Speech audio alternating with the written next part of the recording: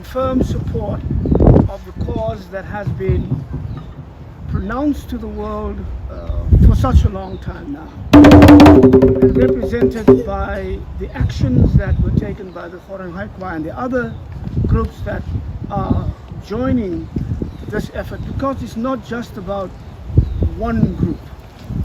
It is about all the indigenous people in this country.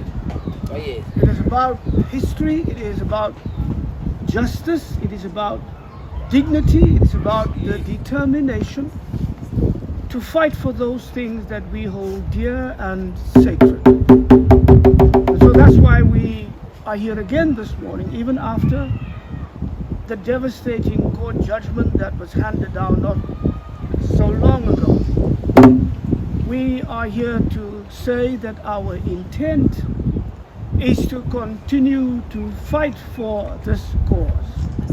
It does not matter whether it be struck from the role of every single court in this country. That will not determine how we respond, because this is about history, it's also about the future. It is about the present generation, it is about the past generation, it is about the future generation. There is much more at stake, and we shall fight until every person in authority not only recognizes that it is about these very, very fundamental issues for us, but that it is about fundamental issues for all of South Africa's people.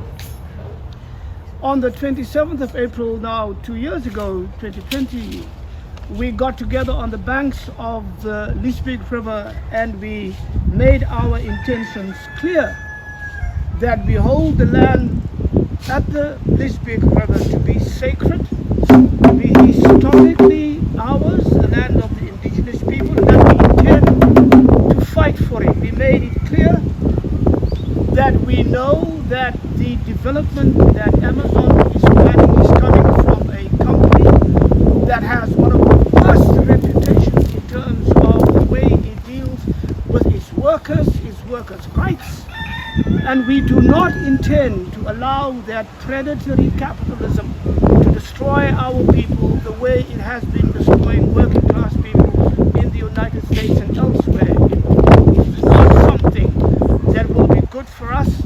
And even though we understand why people from the ruling and capitalist class welcomes this kind of development, we do not. There are things that are holy, there are things that are sacred, there are things that need to be respected. And if they do not know that they should be respected, we are determined to teach them until they understand.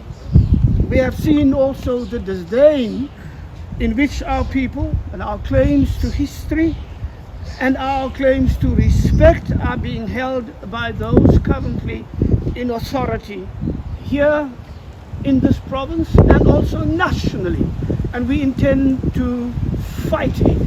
We are not by any means in a way to bow down to the wishes and the desires of those who see as their most important project the recolonization of our land and of our people. We shall fight that.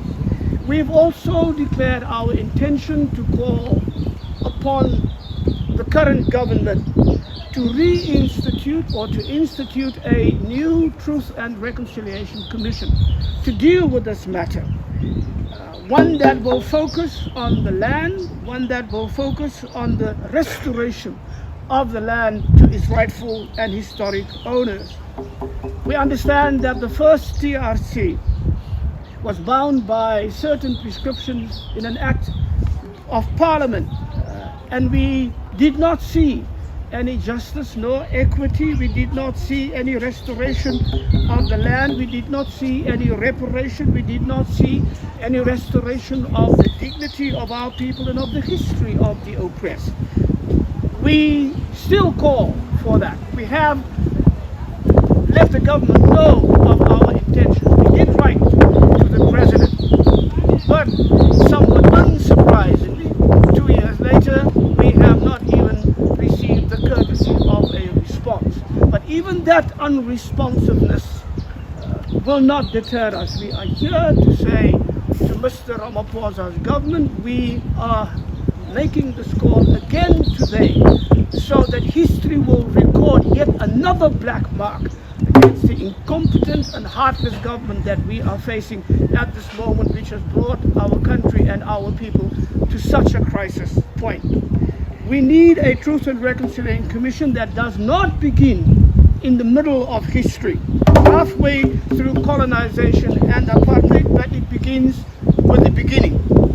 We need the world to hear about the genocide of the San and the Khoi people here, just as the world need to be reminded of the genocide of the Nama and the Herero people in Namibia by the time, and just as the world needs to be reminded of the Holocaust in the Congo, 10 million Congolese killed under the reign of King Leopold II. Issues that those in power do not want to discuss, but issues that those who have been oppressed and held powerless and killed off will not forget. We will tell the story so that our children will know what has really happened in this land. It may be for them a little thing that black lives then did not matter and that black lives now do not matter, but we shall not forget.